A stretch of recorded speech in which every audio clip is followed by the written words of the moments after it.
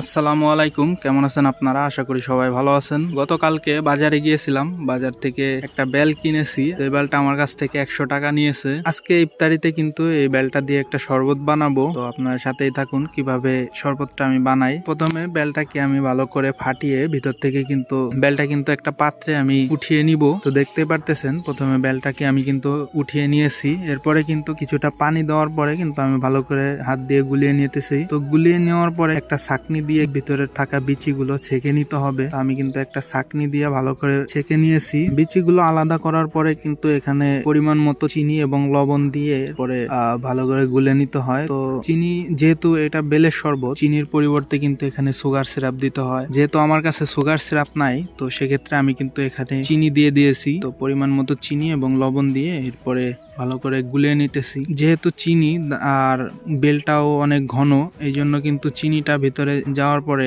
গলতেছে না। এই জন্য আমি কিন্তু ব্লেন্ডারে দিয়ে কিছুক্ষণ ব্লেন্ড করে নিয়েছি। তো বেলের শরবত সাধারণত ব্লেন্ড করতে হয় না, হাত দিয়ে বানাইতে হয়। তো আমি কিন্তু একজন প্রফেশনাল জুসের শেফ, প্রায় 3-4 বছরের মতো কিন্তু জুস বারে চাকরি করছি। তো বেলের শরবতটা সাধারণত কিন্তু ব্লেন্ডারে বানাইতে হয় না। যেহেতু ইফতারির সময় হয়ে গিয়েছে আর চিনিটাও এত শীঘ্রই গলবে না, এই জন্য আমি কিন্তু ব্লেন্ডারে একটু দিয়ে দিয়েছিলাম। তো ব্লেন্ডারে দেওয়ার পরে কিন্তু চিনি গলে গিয়েছে।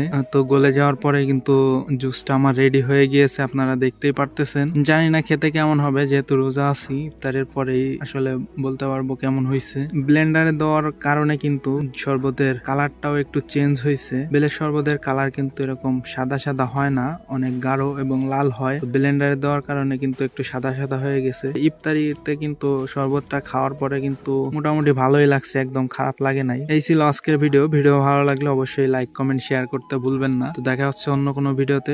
সবাই ভালো থাকবেন, সুস্থ থাকবেন। আল্লাহ হাফেজ, আসসালামু আলাইকুম।